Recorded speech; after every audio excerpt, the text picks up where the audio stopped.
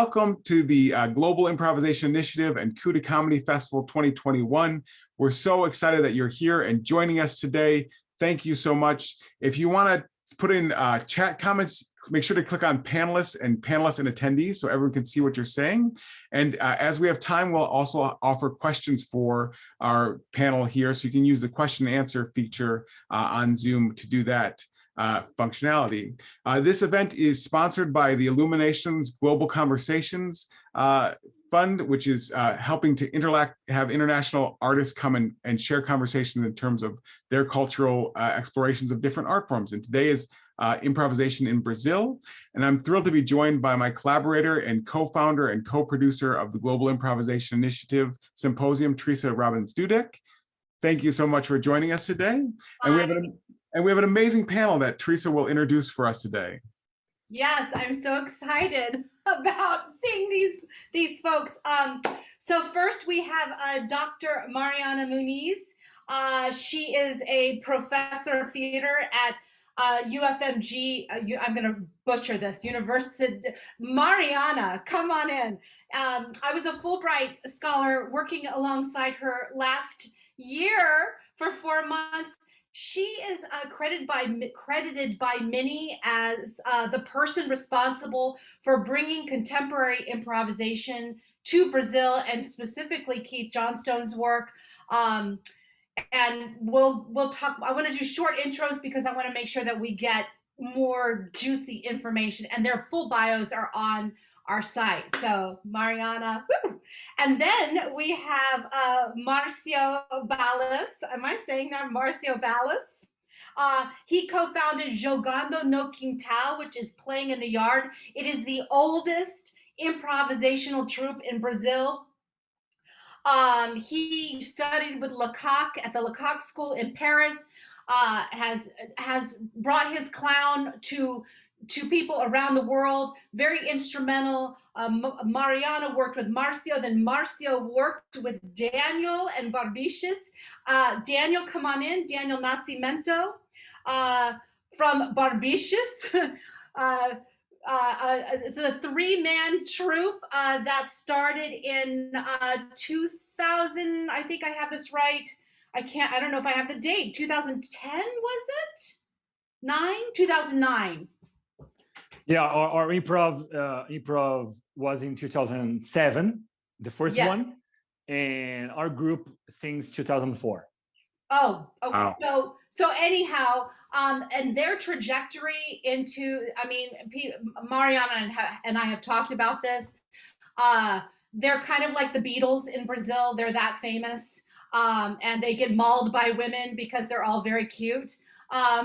And I told her about it, Daniel. Yeah, I couldn't help myself because when you come to the UFMG and we have to protect you guys from the girls, it was like Beatles.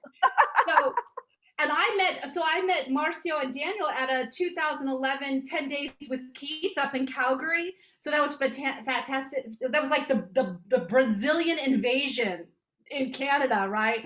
It was a fantastic 10 days, and we are so excited to have you three here and to hear about how your histories, how your trajectories connect, and what's happening and transforming through your work and in Brazil and so forth. So welcome. Our panel. Yeah, thank you so much for being here. We're so thrilled, and the chat's going wild with everyone saying we love you all. We think you're so fantastic, amazing. You are rock stars to everyone that's aware and so excited about this.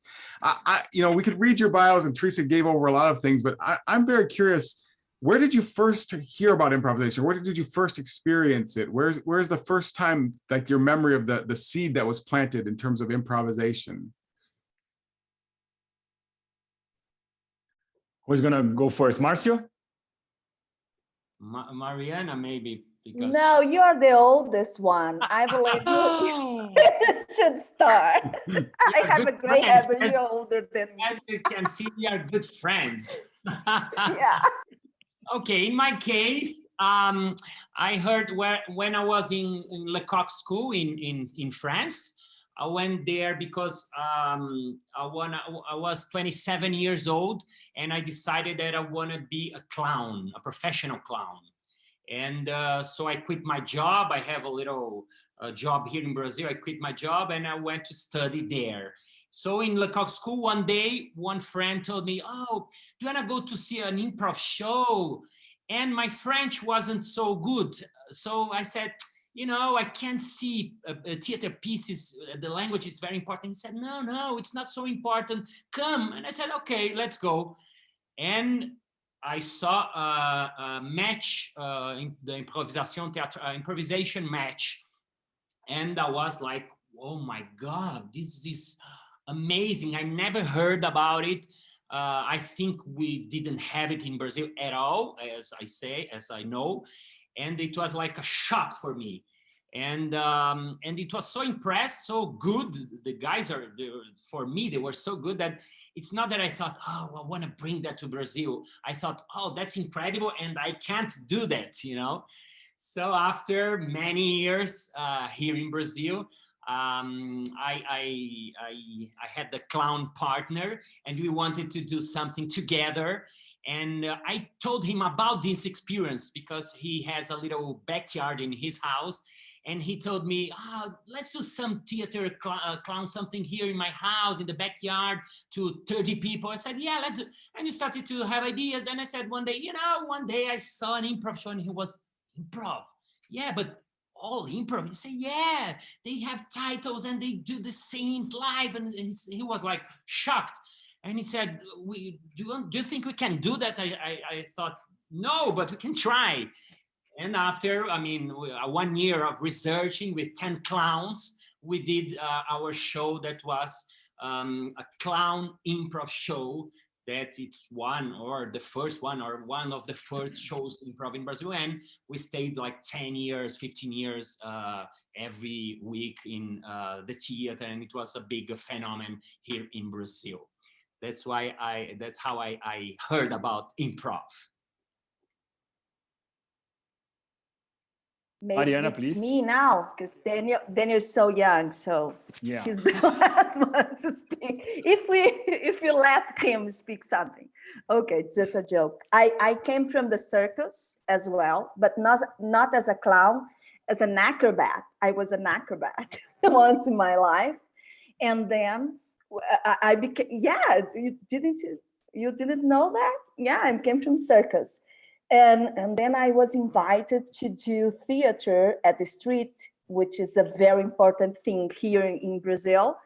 And I met a group from near the Amazon, from Rio Grande do Norte, who they did popular theater street, and they had this carnavaggio. And on the way to the performance, they choose who would play which character.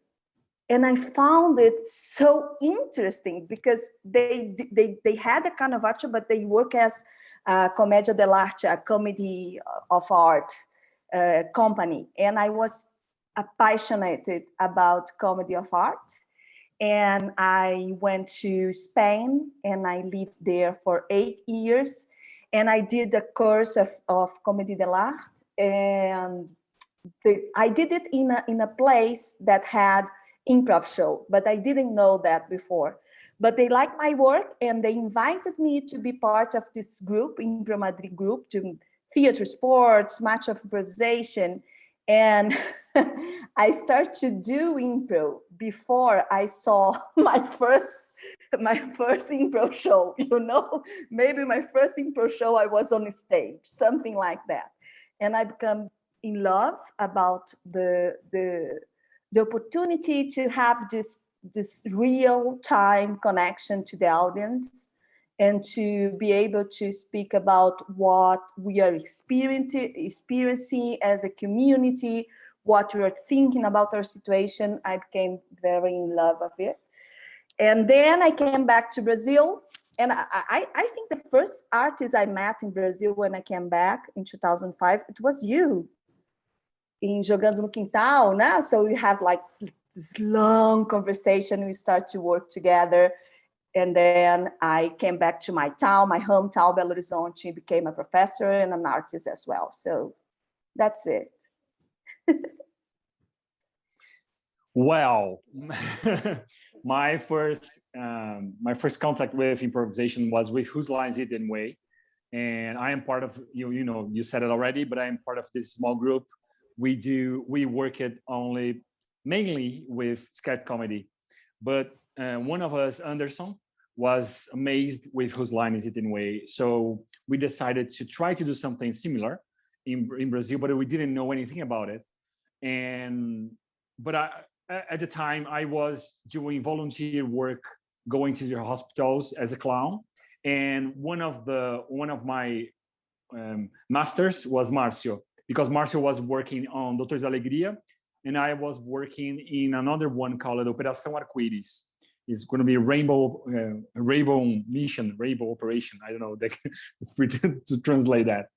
So I just called Marcio to see if he was okay to just take a look on us and start to train us. And just because we are going to try something that we don't have any idea how to start. So Marcio was very patient, and he got one meeting with us and just explain the basics. And then we perform the first show, and the first show is online. This is a very interesting, and at the same time I'm very happy about that. Sometimes I'm sad because the very first show of your life is online. Can you imagine that? Like your mother has a tape with your first show, and it's available for everybody. And after the show, Marcio became our director. So he worked with us like for 1-2 years in a row. And this was, and because of Marcio and Jogando no Quintal, and now I know because of Mariana and everybody else, the next year we opened the door for the universe. So we got all over. So it was like match improv, catch, and long form. We didn't know all those things could exist. We just knew questions only and games.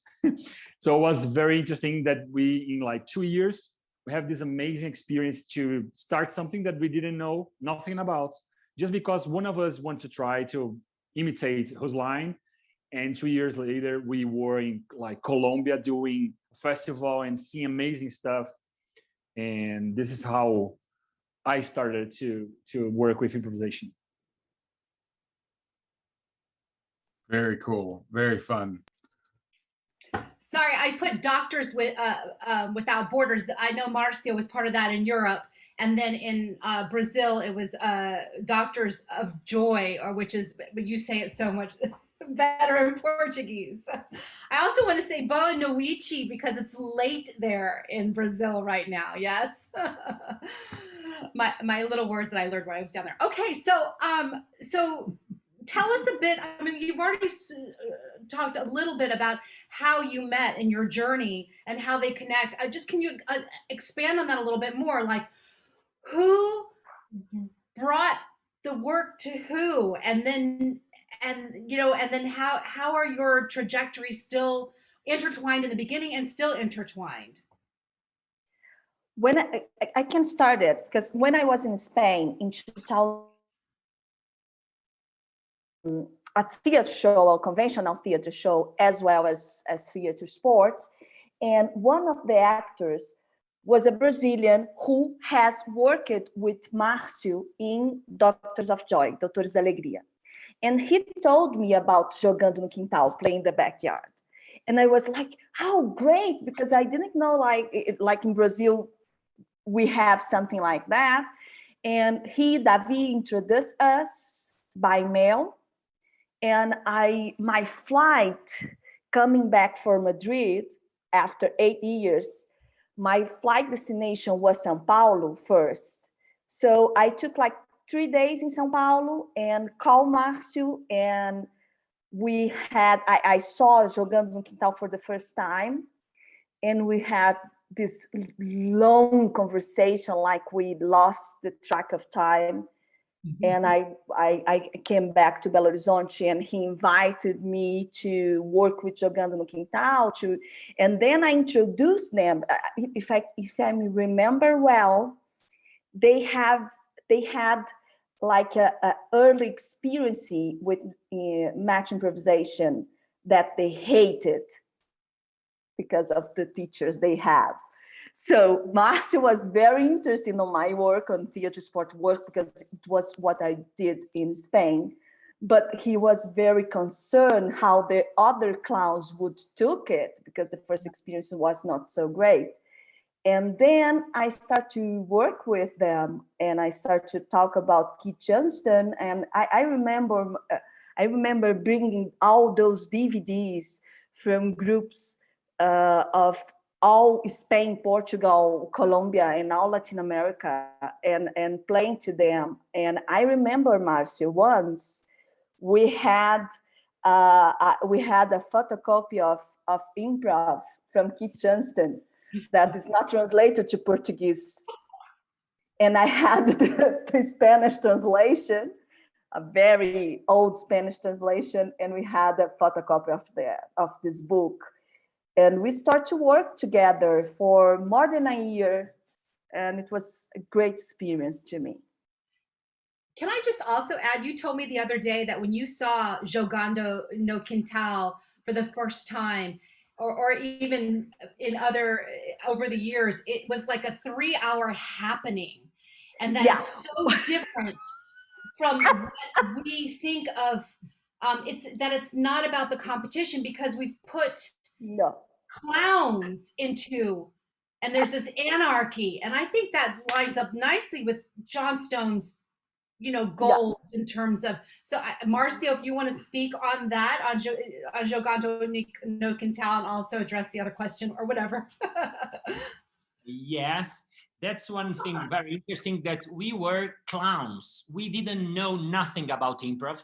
I saw one show once, and at the moment, it was like 2001, we didn't have internet. Oh, let's see improv all around the world. We didn't know. So we started to train and to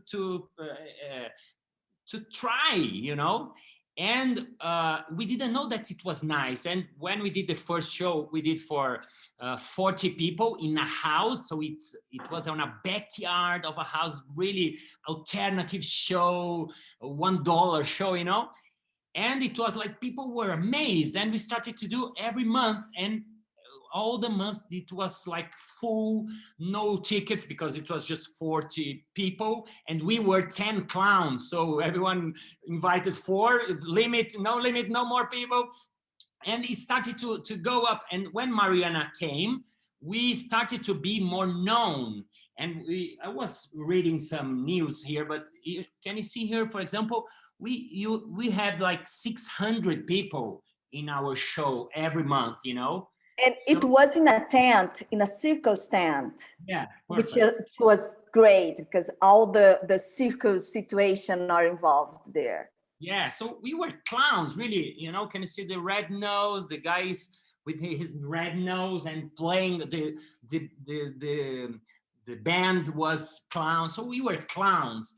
Just after that, when Mariana was the first teacher that come to teach us the basis of Keith Johnston improv, and she trained us, and we started to understand, this concept, you have to say yes, and you have to accept the purpose, you have to make you shine your partner. These was things that we didn't know. And one thing interesting also that was this phenomenon here in São Paulo. So Jogando was very known around São Paulo. And Mariana has her group in Belo Horizonte. And when the guys from Barbixas started, they just boomed. So they stayed in a theater for 700 people all Thursday. And after YouTube, when YouTube started to go up, I remember Daniel teaching me what was YouTube exactly, because when I was doing improv, he was like a baby, So he was explaining me, and they started to have like millions. They have like 7 videos with 700 millions of views. Yeah. And I'm just telling this because when we started to go around the world, And we tell these people, first the person say, no, 700 people, no, 70 people. And I say, no, 700, 700, 700. Like it was a big phenomenon around Brazil after we have a TV show, everything like that. But it was very interesting for us, in my part of the story and Daniel part of the story, a little bit, because they didn't have red nose. They were like improvise. They were comedians doing improv, and Mariana was doing improv like Keith Jones. So she has the skills. So it was like this big mix together. Yeah, I want to. Can I say something Yeah, about Barbixas? Just because they become like a synonyms of improvisation. When my students, my major students, start to do improvisation with me at the university, they always bring Barbixas up. It's like Barbixas and improvisation become like a synonyms, and it's a very interesting. Well, and you were saying, Mariana and Daniel, Mariana was saying something about, or maybe this was you, Daniel, you said you became famous before you knew what you were doing. Can you talk about that a little bit? And also the way your road to fame is so different than traditional. I mean, you walked away from television and went back to the people and to the audiences, and then used YouTube as a way of reaching even a wider expanse of audience. I mean, I looked on your YouTube channel today. You have almost 3.5 million subscribers. We just lost Mariana. She'll come back in. So tell us a bit about that. You became famous before you knew what you were doing. Yeah. This is very funny because this is exactly the phrase is that we became famous before we knew what we were doing. And I remember Marcio watching the first time our first show, and we were like students saying, how about it? And he was very calm saying, yeah, well, we need to do more work. We need to work a little bit more. And we say, but everybody's laughing. But he said something like, I know that, but you need to choose the laugh. You need to choose the laugh you want. It's not any laugh that you can work with. So I remember that he's playing every beat, like stopping the video and showing us. So we just had one workshop, and then we went to the stage. And after that, then we realized what we were doing. So we started to train. And this became very important to us. So until today, well, not because of the pandemic, but until the last today that we got, we train every week. We never stop training. And this is something that is very important to us because we are nerds. We are completely nerds. So Marcio stayed with us, I think, maybe 3 years. And after he left to do a lot of work, he was doing a long form, one of the first long forms in Brazil. We started to invite people from Latin America to teach us what they knew. And one very important year, we went to see Keith Johnston. We went to what we call the Pope of improvisation. So we went there, and it was amazing how huge the community was. It was amazed me, like to see people struggling to do improvisation. And besides that, we were a hit because of YouTube. We have this luck, this amazing moments that YouTube was an independent company. Not even Google bought YouTube yet. So I'm talking about 2006, 2007. So we plant our seed there, and YouTube get huge, and we were huge with YouTube. So this is what is your story, our story a little bit. So I understood, because I was using YouTube as a consumer, so I liked YouTube a lot. Because I'm a nerd, I was looking for comedian groups around the world, sketch comedy groups. I was using a lot, hard user. So when I started to do content for YouTube, I was doing content that I would like to see. So this helped the group a lot to be in a good shape on YouTube. And a lot of the comments during that year was, what is the channel that this is happening? What's the broadcast? Like it's on global. What is this? So it's nowhere. It's on YouTube. So you need to watch here, and because of that, I understood already that the mainstream would change. I had this hunch that the television wouldn't be the future. And 1 year after that, we were invited to do television. We went to a TV show called Quinta Categoria, and we were performing on television. It was not national television yet. It's like a cable television. But I remember asking people on the audience of the show, of the TV show, who knows Barbixas and don't know this program. And almost everybody knew who Barbixas was. And nobody saw us, watched us on television.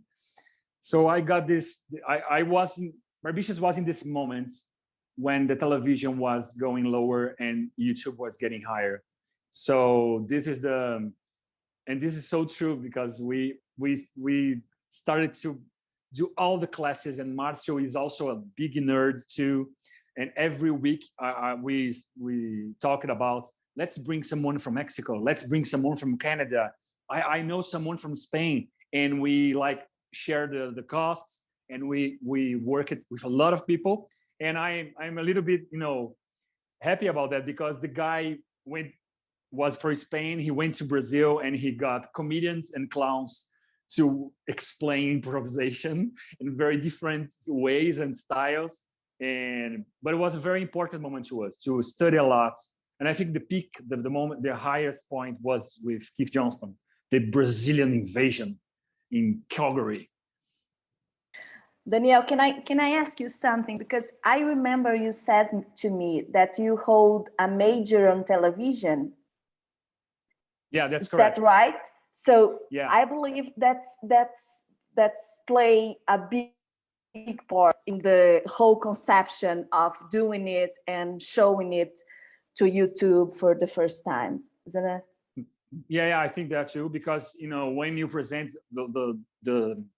when the content is a little bit better than the others, because YouTube on that day was like cat videos playing piano.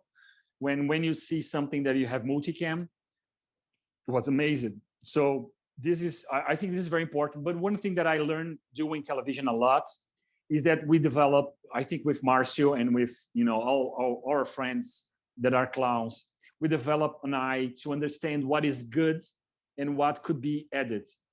Because one of the problems that we have on television is that, like, the director, or not the director, sometimes someone from beyond try to decide what is good and what is not. And we know that because we do improvisation, that the moment, the silence, and the moment that you don't know what you're going to do, they are very important. But when you go to television, they cut it. And we just develop this eye to understand what work on video and the flaws. I think we protect the flaws in a way that we understood that the flaws were part of the game. And I think this is the big difference between what we do on YouTube and television, trying to do improvisation. So I think my major helped a lot, but the eye of the group that I was inside, that I was living in, to understand the flaws, the mistakes, the importance of the mistake, and to show that to the audience, I think it was huge to show our work and to develop Barbixas. So that brings me to a question for all three of you, and Joel, if you have chime in, jump in. I'm like just. This is good. Well, I love the reason all three of you are at the top of my list is because the theatrical improvisation. This is a conference about raising improvisation to another level, and the theatricality of it, and how you relate to the audiences. And all three of you are grounded in working in a live space. Even though you do television, you do all of these other things, working in a live space with your audiences. So what is unique about your improv audiences and how it moves through them and evolves because of the audiences as a live theatrical experience.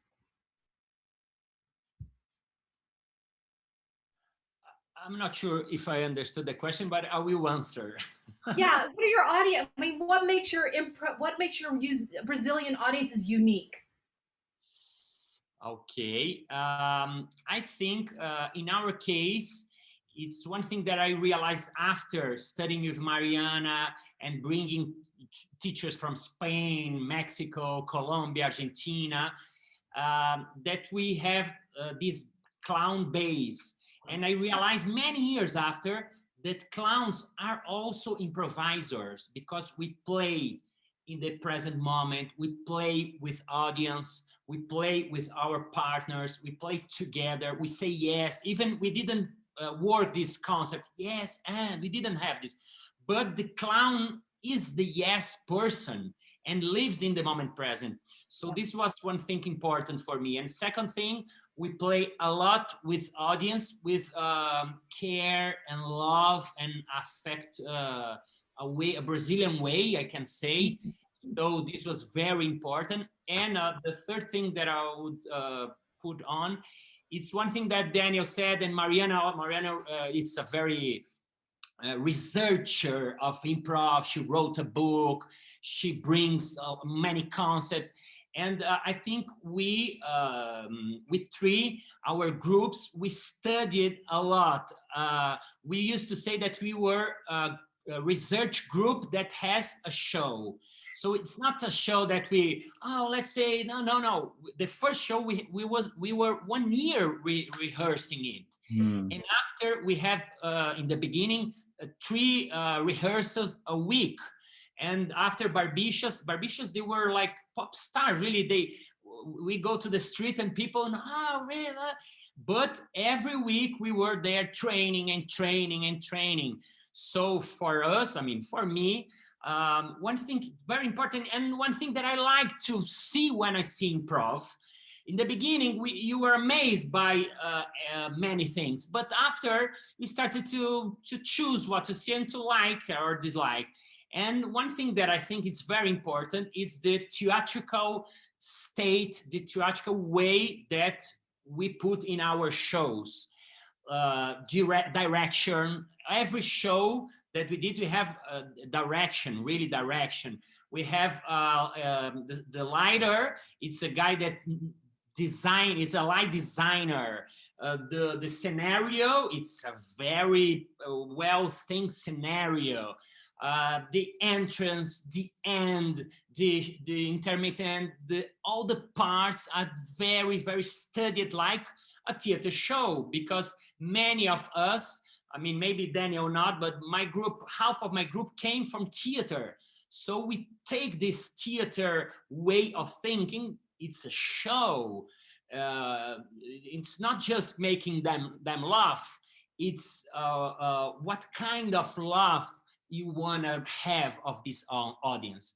Where do you want to take them?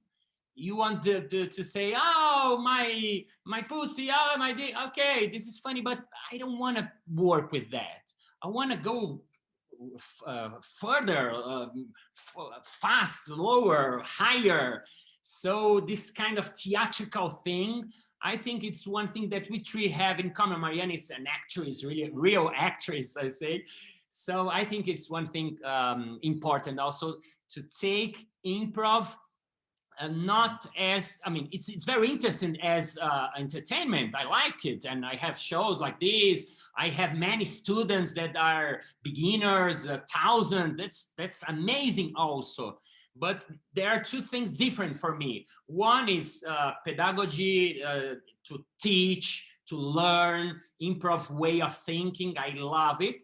And second thing, it's like a real theater thing. Mariana. Marcio is saying that I'm a real actress because I play Chekhov, you know?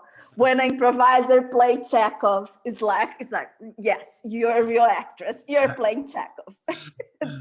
And yeah, I believe that the theatrical route, it's a very important route in Brazil theater, not just because the actors may be better improvisers, but because we occupy spaces there. Those spaces are theatrical, so people see us as part of theater, not something else. I am a full professor at the drama department, so it's like we are maybe more validated here than in Spain, for example, that I lived there for so long. But I would say another important route is the circles, because as Marcio came from the circles, I came from the circles, and the type of connection that you have in a circus podium, I don't know how to say it in English, the type of connection that you need to have in doing theater on the street, where people can come and go as they like. So you have to catch the attention of the people in a very direct way. And if you are not vulnerable, if you're not on stage showing that you're vulnerable, that you don't really know how to do it, that you are figuring out how to do it with the audience, I believe people just get out of the theater. So that's something that I believe is important. And another thing is that, like in my case, I hold a major in physical theater. So all my shows are very physical. Sometimes we don't even use words. I like to say that word and movement are two important parts of the expression and communication. And they are complementary. They don't substitute one another. So I like to say that you use a word when you need to use a word, and please don't use it if you don't need to do this. And I think it's a very Lecockian thing too. Marcio would agree, I believe. So those three things I would like to point it out. And I just want to plug your class tomorrow, because you'll get to see Mariana's physical theatrical improvisation in action tomorrow here at the GII. So, and I have to say, I've been rehearsing to my class for the last 4 days, and I have like this muscle pain that is killing me. I was lost. Oh my God, I have to put it lower. So I'm putting some different things in the chat. I put Mariana's link to she just another textbook. She's co-written many, and she's bringing improvisation to the children of Brazil through these textbooks, which is amazing. And she just had another one. So I put that link. I put Marcio's link too, so you can see other things. And then of course Barbixas, their website and their YouTube. Daniel, your audiences, what have you done? And I know we talked about this a bit for the On Keith interview, but about how you changed the tenor of your very successful show to reach your audiences on a deeper level. Can you? Yeah, we talked about your documentary, Theresa documentary, or you can see in her channel. It's here on the comments somewhere. It's yeah. And we talked about it. So the others, I think what one thing there is, I agree with Marcio and I agree with with Mariana. That's true. I can feel that we were working with clowns every time, and and we have here in Brazil the dance and the clowns do improvisation. So Barbixas is a kind of I can see my heritage here, because now I understand that Mariana talked to Marcio and Marcio talked to me. So everything is connected here tonight. But one thing that I think what is different about Barbixas is like that we get to the whole Brazil. So we have lots of audience and new audience. So the problem was that because the theater was just with 700 seats, we did like 6 sets in a row, like 2 on a Friday, 2 Saturday, and 2 on Sunday. And every time was a new audience, but new, like new, brand new. It was the first time that they were watching improvisation. And sometimes even the first time that they were going to the theater, they were going just because of the YouTube. So it was very interesting to go to zero every time, because we were developing with Marcio and with Jogando and with everybody, like new places to go with improvisation, but everybody wants to watch questions only. And we were like in a moment that we lost the link with the audience. We want to go to do longer scenes, this kind of stuff, and the audience want to see quick freeze, blind freeze. And it was very tough moments from Barbixas, because the audience want to see the games and very funny things, and we were touching new universes with improvisation. And this was very important to us, because it was the moment that I met Chris, and we talked with him about that, and he understood. He didn't know anything about Brazil, but he had this moment in his life when improvisation. He was explained to me that improvisation in his life was huge, and there is a moment of nobody taking care of, nobody's wants to know about it, huge again. So he knows how to work when it's trending and when it's not. And he gave me this advice: you need to perform to the audience, and if you are an actor, just dress yourself as an actor and then go to the improvisation. So be a person that loves to do game and then go to do games. So if you are an actor, you're going to understand that. So this was very important to me, to understand that we have this responsibility to show for the first time to a broader audience what is improvisation and sometimes what theater is. So I think this is the difference between what our experience is with audience and Marcio and Mariana. But I know now, I understand, hearing them, that our way to try to be theatrical, try to use lights, try to use soundtrack and introductions, this kind of stuff, that is something that I never saw in England, Canada, Second City. They don't use it, and they say we don't use it. Yeah. Keith just said to me, just the key light, just the front light, and that's it, and blackout. That's what you need. And this is something that is very strange to me, because I learned with Marcio, that learned with Mariana, that learned with, that we were delivering also the theater, because here in Brazil it's very difficult to people go to the theater. So we have this moment to use the light design, and we use backlights. We are maybe the only improv group that use backlights. So yeah.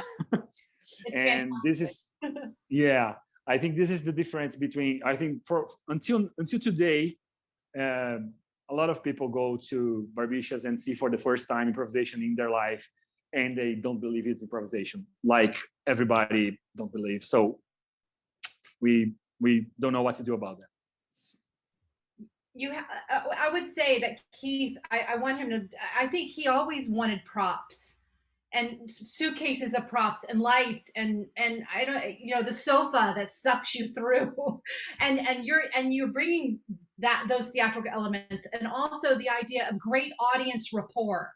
And I know you all have found that. I mean, and I did get to see a Barbixas show when I was down there in Belo Horizonte a year and a half ago, and the audience rapport was like a soccer game in Brazil. It was that kind of energy of the sport, right? And this is something Keith always said, I want to create an event that's like a sporting event. And I think you all have done that, right? I mean, it was 1,000 people, but it was intimate. It was just incredible. So we're at, Joel, we have about, 8 minutes? No, I just want to say it's very important that I watched Jogando no Quintal for a year in a row.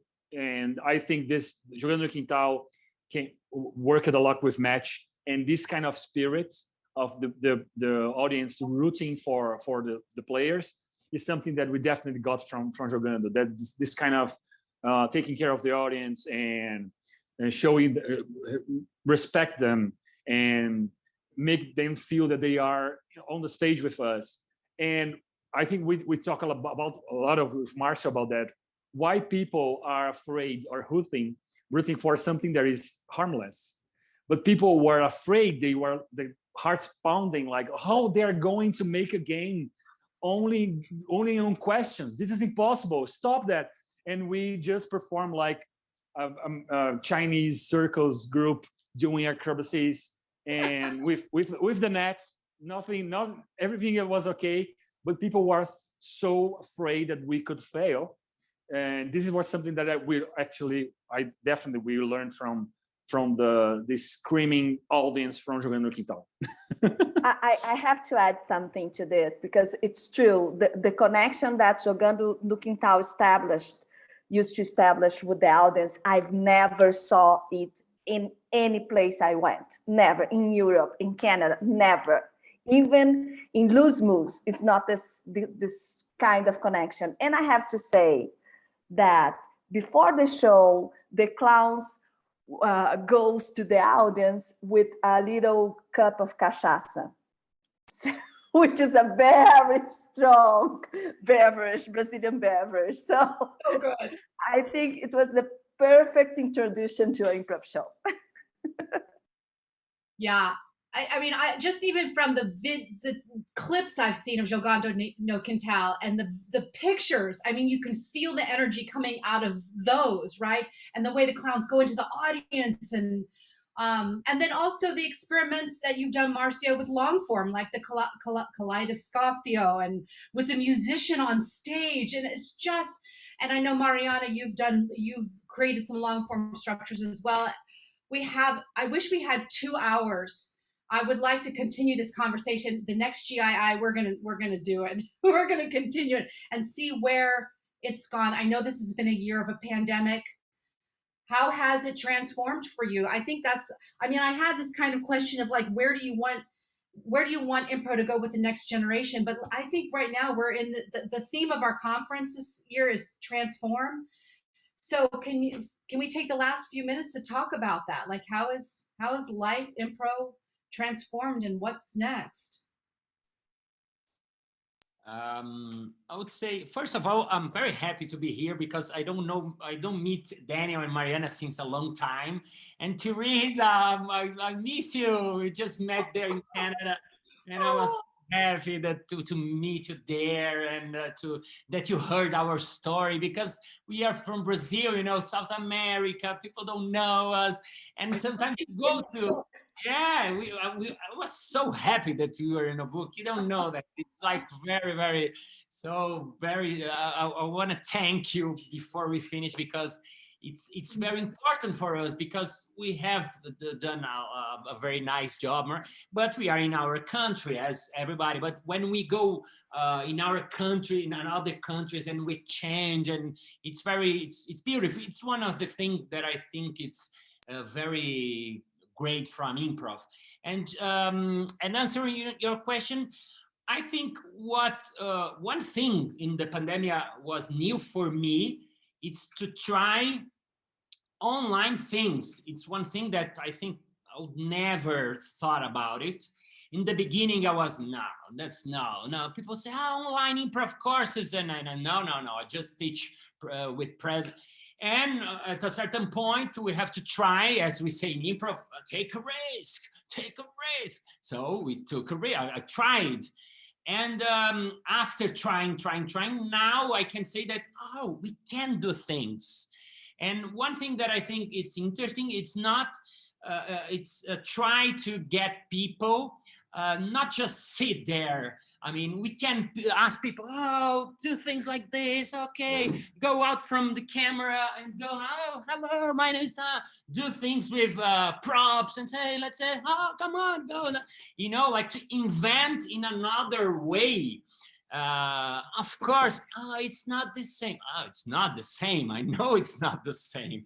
But for the moment, especially here in Brazil, we don't have an option. So it's interesting to try and to make people trying and to make students, and not students, acting students, people that are working in their house, and people are like done because we are in a pandemic, and here we are in the center of a pandemic moment, and people can play 1 hour or 2 hours. So that's nice. If I can make the guy there in his house that has a regular job, doing something that is playful. And one day, one guy said, oh, I forgot pandemic for 2 hours. And this is the first time in several months. And I said, okay, maybe it's a beginning.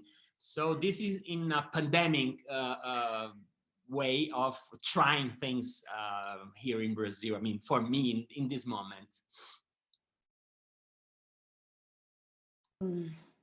Marcio, I miss you so much. It was great watching you. Miss you really.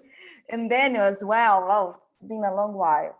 After I did my PhD on improvisation, I started research about theater and technology, because improvisation has a very strong connection with the game universe. So I try to connect those 2 points, because I'm a nerd too, as Daniel said about him. So I've been very demanding the last year because of this research. And about improvisation itself, I would like to say something very quickly. We are all happy here and sharing good experiences with you, but we are living in a country that has died 420,000 people from COVID-19. And I know about it, but there is a Congress investigation about Bolsonaro's actions, and mostly about what he didn't do during the pandemic. And we are at the 3rd wave right now. So it's been a nightmare.